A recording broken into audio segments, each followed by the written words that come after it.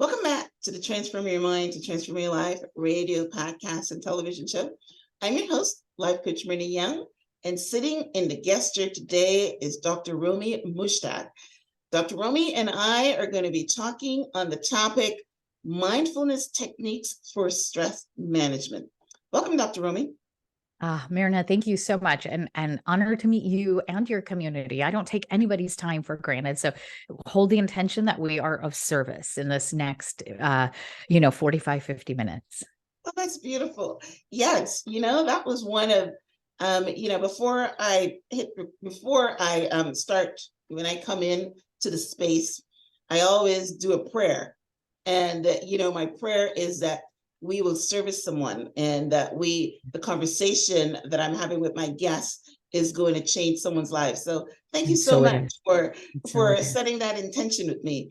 Awesome. All right, guys. So let me give you guys a brief introduction.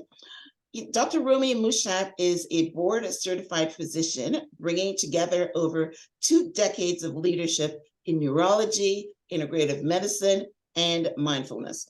She is an award-winning speaker working with Fortune 500 companies, professional athletes, and global associations.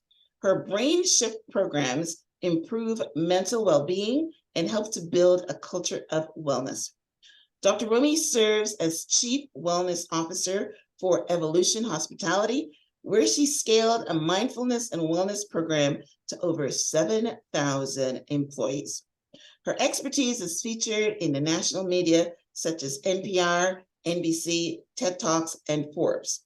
Her first book, The Busy Brain Cure, was published this January by HarperCollins. You can learn more at drromie.com or join Brain Shift Movement at drromie on social media. And I will have links out to all Dr. Romie's programs on the show page. So as we dive right in, Dr. Romie, what inspired your transition from traditional medicine to stress management? I think there's the canned talking points. You and I were talking of how many podcasts and television and radio interviews I've done in preparation for this book launch. But what if I got real and really thinking about your audience and what your podcast focused on is I had the wrong mindset on what success was. It was success at all costs and the external successes. I was raised with a success mantra from my immigrant parents. We have one daughter and you will become a doctor. And to me, success was achieving that goal. I entered neurology at a time where less than 5% of brain doctors in the United States were women. And I loved my job and I loved the researcher. So on the outside, I had all the things that label success, doctor, researcher, dutiful daughter, curator of overpriced, ridiculous, expensive high heel shoes, back then before Carrie Bradshaw made Manolos noticed, right? Mm-hmm. And burning the midnight oil, like so many people listening to this podcast, thinking in order to succeed, I have to work at the edge of burnout. Or you may feel like you don't have a choice, right? We have mortgages to pay, families to support. And I learned firsthand that chronic stress can cause disease and chronic stress can kill you. It nearly killed me. And I should have known better. I'm a brain doctor. And I ended up in life-saving surgery in 2010. I was just in my young 30s. And I woke up in the hospital realizing, good God, Myrna, nothing I learned in medical school is going to help me now. I don't know what to do, but I can't go back to the same mindset and life plan. And here we are today. I ended up on a global journey and getting additional certification in integrative medicine and mindfulness. And on this mission to say, what if I didn't just wait in the doctor's office until people are at the end of their rope, not knowing what to do, and go right into corporate America and say, wait, we can't expect the workforce to be like this. We're going to kill our employees. And that's been my mission. And as I worked through that journey and over the last decade, researching the solution, finding it for myself, healing thousands of others, here we are today with a protocol to actually prevent and heal burnout. Yeah, that's amazing. Well, you have an Indian background, so did you go back there at all? I Because did. that's where this stuff is.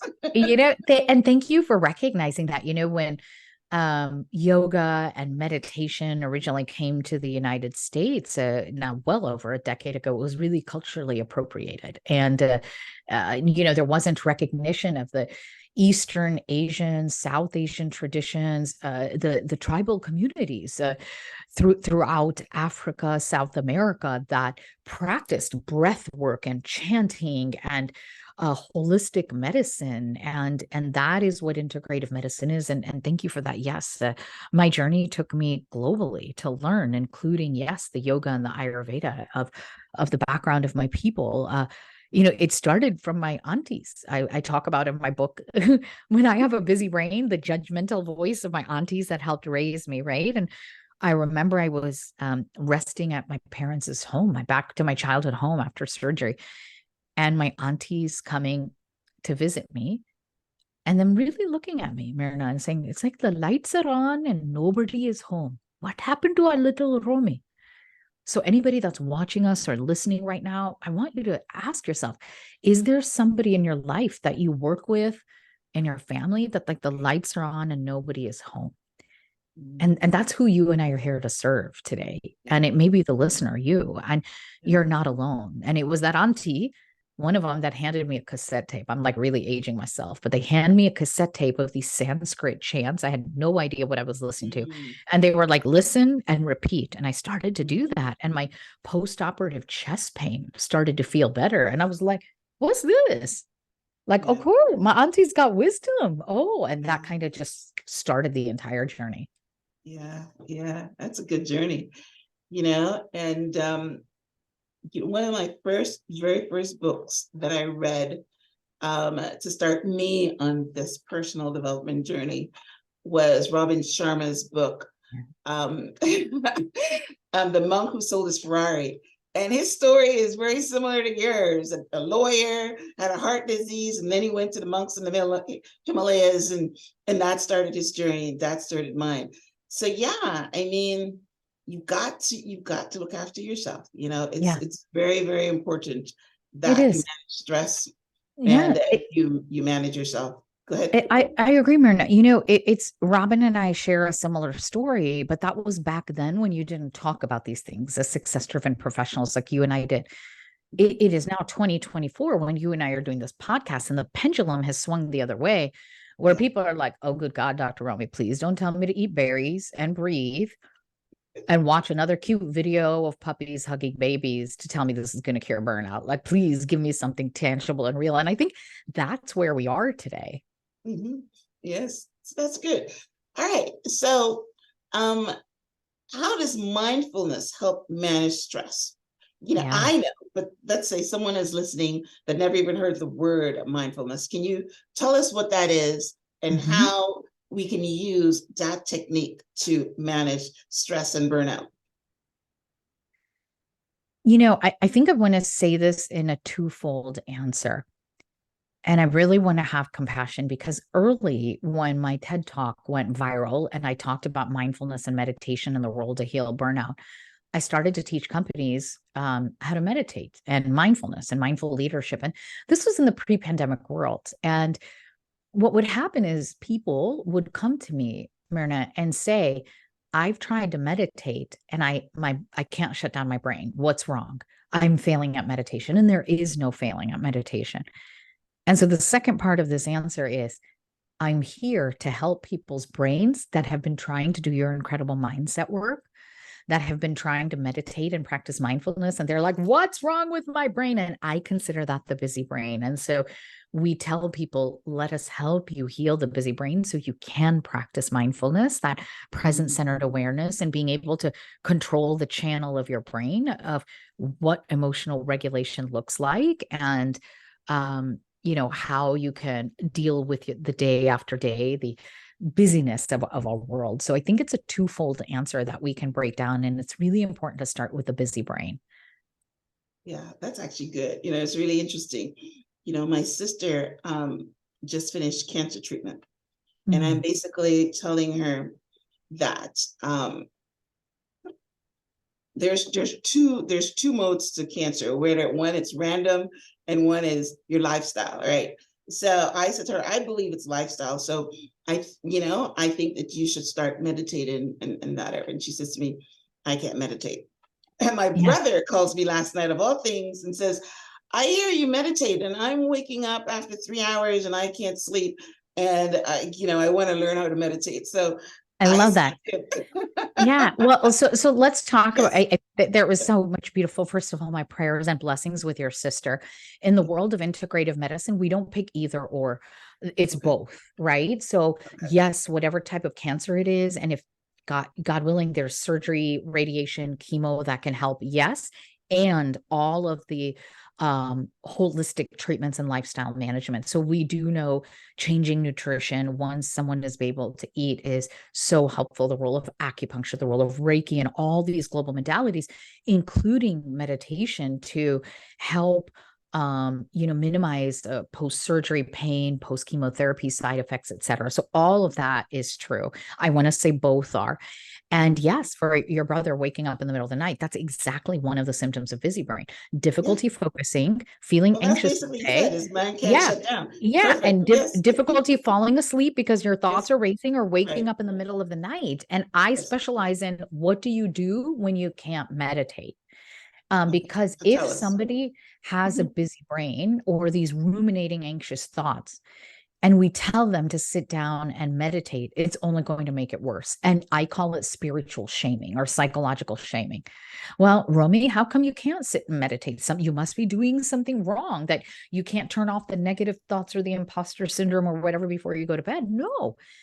Busy brain is something I've been researching scientifically, because I kept hearing people like your brother saying, I tried and something else is going on. And they're absolutely right, especially in this post-pandemic world. We're all under like a full mental capacity and chronic stress. And that has changed the structure and the function of our brains. And so just to sit down and meditate for most is not going to do it. And in companies, take another emotional resilience class. Ooh, not quite. We actually need to get to the root cause of it. And that's what we ask people to do. So we have a free test, and we'll give you the link in the show notes, called the Busy Brain Test. It's a neuropsychology test, and you answer 20 simple questions and you get a brain score. And if it's above 30, you have a busy brain. And the higher it is, the more likely you're heading towards burnout, where I once was. And Robin Sharman, both of us ended up in needing, emergency healthcare for this. And we actually walk people through the 8-week protocol, and the mindfulness-based tips come later in the protocol. Like, there's other things we do to calm the inflammation and the busy brain down, so we can then prime you to be able to practice these mindfulness-based techniques. Yeah. So one of the questions I have here is, can you share a quick tip for immediate relief from a busy brain? So let's say you wake up in the middle of the night and you can't go back to sleep, or you can't fall asleep, it's insomnia, or you should meditate, but you sit down on your meditation cushion or chair or whatever people tell you to do, and you can't stop planning your grocery list. It is. And that's the one thing, isn't it? When you have a busy brain, Myrna, like, you go to bed and there's 72 warring conversations going on in your brain. And it's not the most urgent thing, like a work deadline tomorrow, or don't forget to pay the bill. I'm thinking something like, ooh, why did I pull my hair up in this interview? Is my face looking fat? Like that, like, really, it's the toxic, most negative, unimportant thought that's going on, right? And that's what's happening. And by the way, I want to apologize. I don't know if you're hearing the noise in the background. I have a senior dog named Raja. And I think he is lost and can't find his way into the home office, and you're hearing barking in the background. So your listeners are getting a test of busy brain in the background. Like, what's that noise? So I'm so sorry about that. I can't hear it. Okay. That's all right. One of just these human moments that we have, and that'll be my busy brain moment tonight. Like, oh my God, I didn't quiet my dog for this important interview with Myrna. But The tips you are asking is, number one, get a brain score, right? We want to help you. So get a brain score so you know where you're starting at. Then week 2 of the protocol, once you've done that, is we want you to reset your brain circadian rhythm and calm down the neuroinflammation. Okay. And so that we put you through the 7-day sleep challenge. You can download it, buy the book. You can download it from the busybraincure.com website. And it's these like 7 things we ask you to do in 7 days that are based in cognitive behavioral therapy for insomnia. So it's literally resetting the biological clock of your brain and helping you with techniques like setting a regular time to sleep and wake up, cleaning out underneath your bed and putting fresh sheets, and removing things in your bedroom that don't have to do with rest or romance. So for God's sake, if you got your work desk in your bedroom and there's a pile of paper that reminds you of work, you literally are signaling to your brain, start stressing and thinking of work again. And when you wake up in the middle of the night, it may be dark, but out of the corner of your eye, you are looking at work. Right. Yes. Mm-hmm.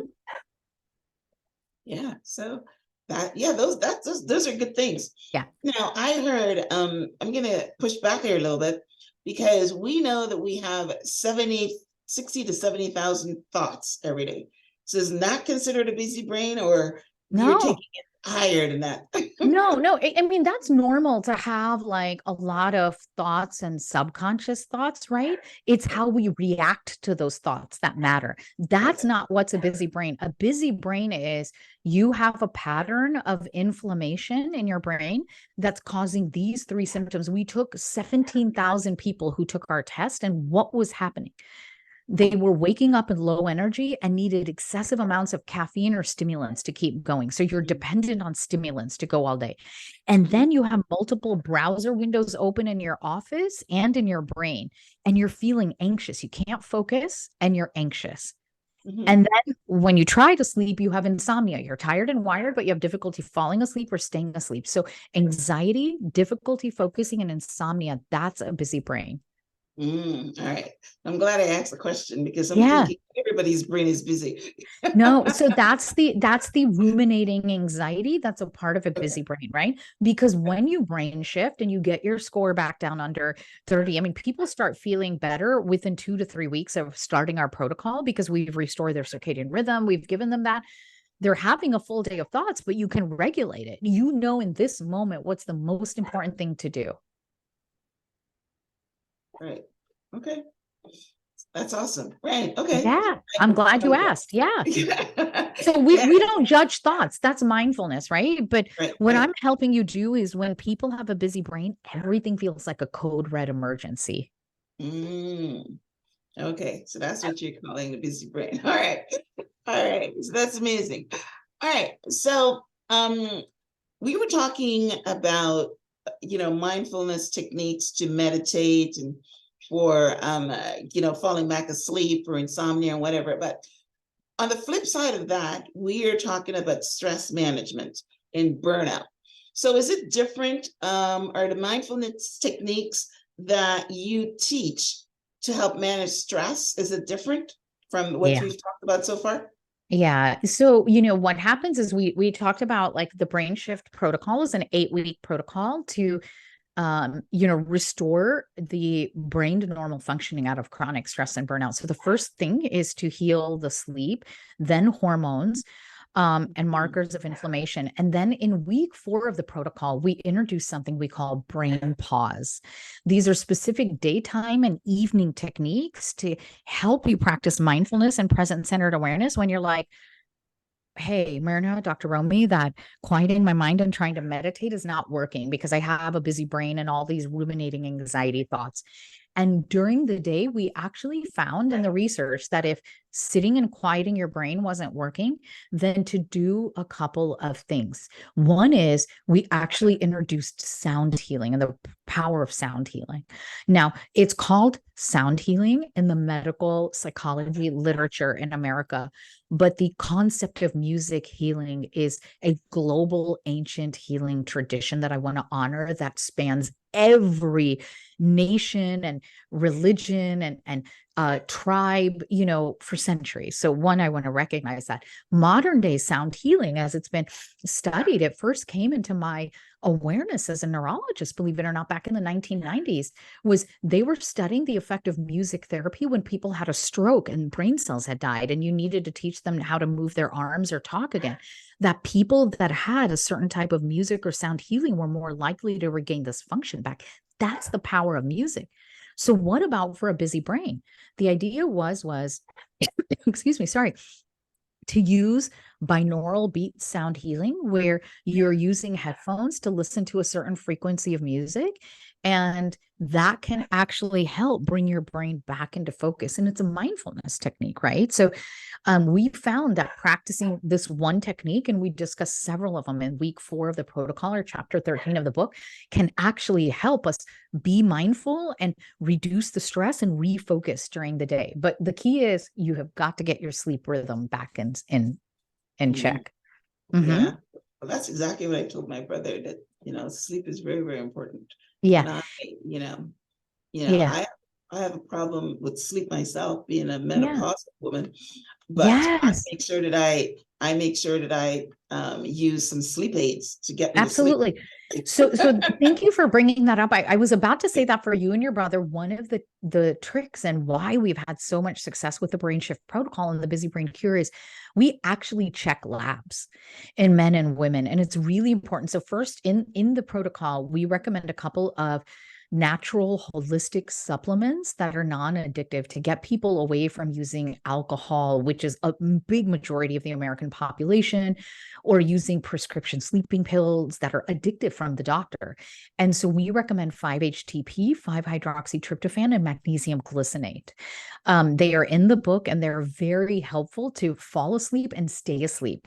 It may not be you or your brother, but many of the listeners in both of our communities who are going to get this recording, it's maybe we ask people to actually abstain from alcohol for 2 to 3 weeks, because that will wake you up in the middle of the night and prevent you from going to deeper stages of sleep, right? So that's the one thing we do. Alcohol puts you to sleep, but you wake up. Yeah, because it doesn't allow you to go to deeper stages of sleep, and it actually raises in your circadian rhythm. It raises your your temperature in your brain, and it'll actually wake you up. So that's one thing. The second thing you mentioned is, yes, about women. It can be perimenopause and menopause, but actually why the labs are so important. And I discuss this in chapter 7 of the book, and it could be life-saving, Myrna, for women. And you read my horrific journey as a doctor in this, is most doctors are missing thyroid disease in women. That when you go and if you ask for a thyroid disease, most doctors only check 2 or 3 labs. That's missing most of the subclinical and autoimmune thyroid disease in women today. And for many, the only symptoms we're having is a busy brain, difficulty focusing, feeling anxious during the day, waking up at middle of the night. And people say, oh, Myrna, Romie, you're just a stressed out mom or a menopausal hormonal woman. And it's actually that they've missed thyroid disease, that in the United States, 1 in 8 women has thyroid disease. And if you're a woman like yourself or I with melanin in our skin, people of color, 1 in 4. And yet we women of diverse backgrounds are more likely to get ignored in the doctor's office. And that's why in chapter 16 of the book, we have a lab slip that we say, tear out, print out, take a copy of the book to your doctor and get these labs checked. We save lives every time we run this program, because women are like, oh my God, I just thought this was early menopause, or that I'm going insane and my anxiety is getting the best of me. And it was an undiagnosed thyroid disorder that can be fixed. Yeah, it's true. A lot of times they put it under the umbrella. I go to my doctor and I say, I'm having these symptoms. He says, oh, you're menopausal. And they need to check labs about it. You don't want to take hormone replacement, so you got to deal with it. Well, no, and here's the thing, that's not the right answer. So thank you. I'm so glad you're having this authentic conversation. First, we check the thyroid. Then we check all the rest of the hormones in women, estrogen, progesterone, testosterone, free testosterone. And you actually can take bioidentical hormones, or there are other natural compounds that can help with that. And I think that's the thing that, I'm just so glad you're bringing it up, because it just frustrates me that our sisters aren't getting help. And I'm sorry, Yeah. But yes, a lot of people are moving from the regular doctor into, like you're calling it, integrative medicine. Some people call it functional medicine, because all the you same. get much better treatment and care when Yeah. you go to doctors like yourself. It So, is the hard part, Myrna, that I'm trying to find is, mhm. to work with a functional integrative medicine doctor, naturopath, often insurance doesn't cover it, right? And Right. it can cost a lot of money, and that isn't accessible to everyone. And I really hope that, the traditional healthcare system and insurance will model that. But, that's why we created a lab slip that if you have health insurance here in the United States, because you and I both have global listeners, that Mhm. you take that lab slip, it is covered by most insurances. We Right. tested that Yes. because we tested this protocol in like over 1,000 executives. So yeah. Wow. Mhm. That's amazing. All right. So tell us about your book. It's called The Busy Brain Cure, the 8-week plan to find focus, tame anxiety, and sleep again. It's amazing. That everything that we've talked about is in your title. It is. It is. I I felt love so it. strongly. I So mean, when like I talked about my yeah. brother sleeping, that was totally outside you know, our talking points. And It's it just amazing fit how the right in. universe, It's amazing. Yes, the universe yes, in the provides universe. You that see, he I called said you. that prayer earlier, and then that's exactly, we set the intention, I set the prayer, and look at that. So, all right. So tell us, why do you write the book? Tell us more about your book. Tell us about your program. And really, what do you want readers to walk away with after they put down your book? I think my heart-centered answer first and foremost, because you and I share a similar mission, is I remembered knowing what it was like to walk those hospital corridors in this really dark place. We didn't have terms of mental health crisis or burnout back then. And Myrna, I felt so alone. And we are in a loneliness epidemic right now in the United States. And my patients noticed something was wrong, and their families, they'd be like, "Doc, are you okay? You don't seem like yourself." But do you know, not a single colleague asked me if I was okay. They were gossiping behind my back because the nurses told me. And I wrote this book first and foremost that if you're at your wit's end and you're feeling alone, that just know you're not alone. And that's why I shared my story in the book, and a story of 12 different people that went through the protocol so you could find yourself there. I think that's the most important thing. The second reason I wrote it is most of the stress management and burnout advice that's out there is outdated. It was relevant in the pre-pandemic times. Going through the global pandemic, whether people are dealing with long COVID or not, everything, the mental health ramifications, that we're at capacity of everything that's going on in the world today at rapid change, has really changed how chronic stress and burnout is impacting us. And I was doing the research. I'm a chief wellness officer. I speak for a living. We have the ability to put thousands of people through our tests and get research. And so that's why I wrote the book. I'm like, there's a protocol here that you can do with your team, simple labs to go get with your doctor and feel better. And we're going to put it in the book for you. Yeah. Yeah. It's very important for us to, when you use the term wellness, and improve your mental well-being. Wellness is a big thing. And, I'm not sure pre-pandemic, post-pandemic, but yeah, I hope that we're going towards wellness. Because before, nobody paid attention to it. They were doing like what you did. Work, work, work, work, work. They're not thinking about movement of the body. They're not thinking of meditation. They're not even thinking of nutrition, right? Mhm. So now that whole world, that word wellness is encompassing every single thing. So, It all right. is. So that's why you write the book. So you want to tell us about the book and Yeah. what you cover in there? It's, I think, a great book for individuals and teams. And it really helps individuals say, am I stressed or burned out? Do I have a busy brain? Do I have difficulty focusing all day? Am I dependent on caffeine or stimulants like Adderall? Am I feeling anxious? Am I having difficulty sleeping at night?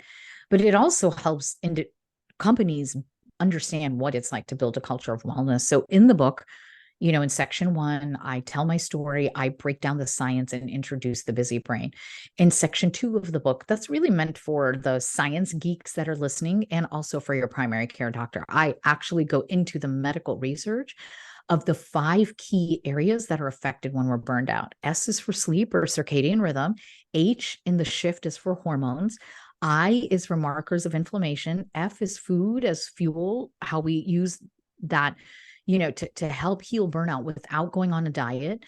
And T is the role of technology. And then, also in that section of the book is the leadership lessons of all the male allies and sponsors that came along the way to help me learn how to heal my busy brain so that I could help you heal yours. And section 3 of the book, listen, by the time you're at the end of this podcast and you're like, oh my God, I took the test, Myrna, and my score is above 30, go right to chapter 10. We walk you through the 8-week protocol. Little brain shifts or micro habits to do to heal these key 5 areas that will help you heal. Okay.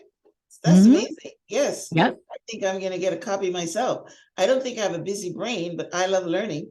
And there's a whole bunch of things that we've talked about that would help. And I can do with some help with my sleep too. So I will absolutely, I will send you a copy, Yes. so please, our PR agency should have sent you one. I will send you a copy, Myrna. Yeah. Oh, thank you. I appreciate that. Yeah. All right. So amazing. All right. So how can listeners connect with you and start their journey to cure their busy brain? Thank you. I think we covered it already and I appreciate it. Look, I think the one thing I want anyone listening to know, Myrna, is if you resonated with anything we're talking about, the anxiety, like your brother waking up in the middle of the night, and even if you're at your wit's end and you're in that dark place I was talking about, I just want to tell you what I wish someone had told me when I was in the surgeon's office, understanding that something serious was going on is, my friends, your brain is not broken and your mind is not a mess, and hope did not depart your soul. Like, let Myrna and I be here with you, holding that sacred space and hope for your healing. And start simply. You can take the busy brain test for free at drromie.com or on my social media. And you can buy the book globally. It's officially now, as we're doing this podcast interview, a USA Today and Amazon national bestseller. So available on Amazon. Thank you. Target, Barnes and Nobles, anywhere books are sold globally. And coming out later this year and 6 other languages. So I feel very blessed. And really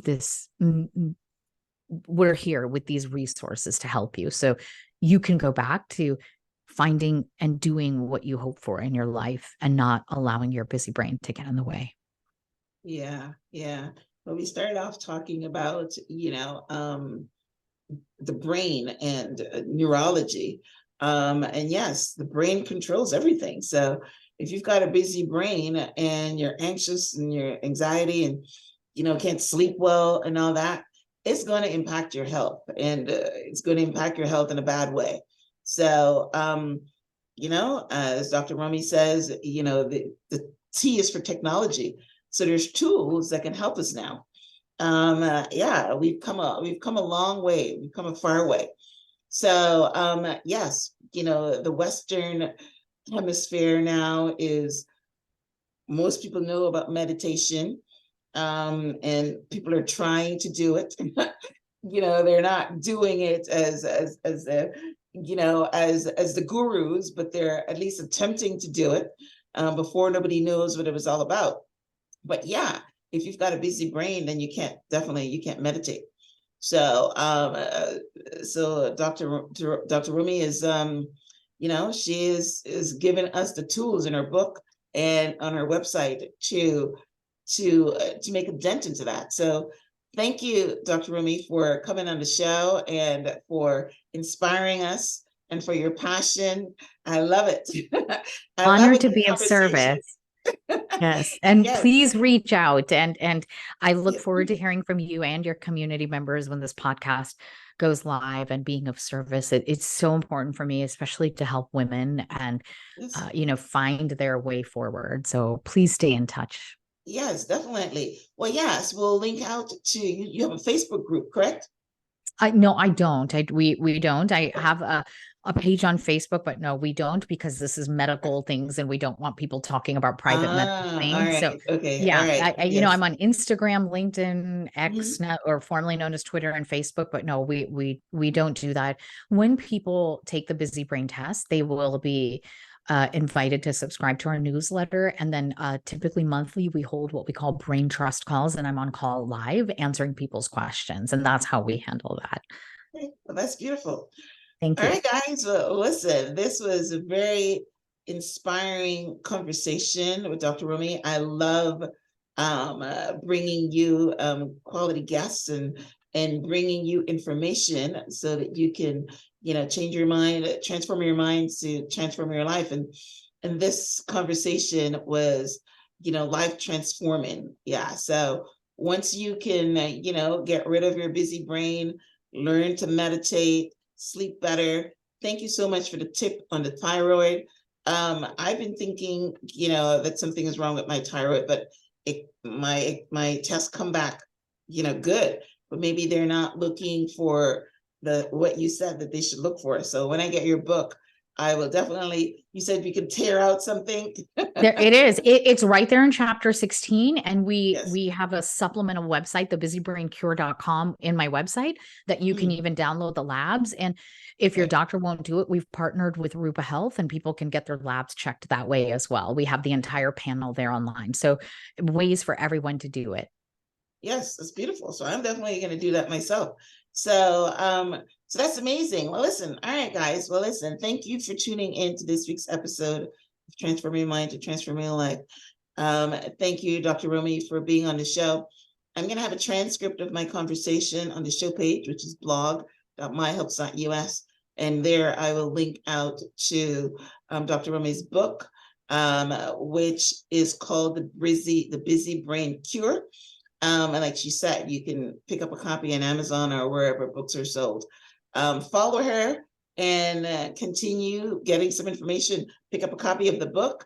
And yes, I will. She will send me a free copy, and I will definitely read it, because knowledge is power, and wellness should be our number one, goal as we age. And we're aging every day, even if you're young. Right? We're aging every day. All right, guys. So listen, thank you for tuning in. Thank you, Dr. Romie. Any last words before we wrap up? I really believe in your ability to heal and your busy brain, and there's no shame, so take the busy brain test, get your brain score, and I'm here to hold your hand, and let's brain shift together. All right. Well, listen, thanks again, Dr. Romie. And, I love the Indian influence. And one of the ways that I end my show is always saying namaste. Namaste. And that's, I got it from, yeah. So thank you very much. Namaste to you and to everyone that's listening. Thanks again. All right. Bye.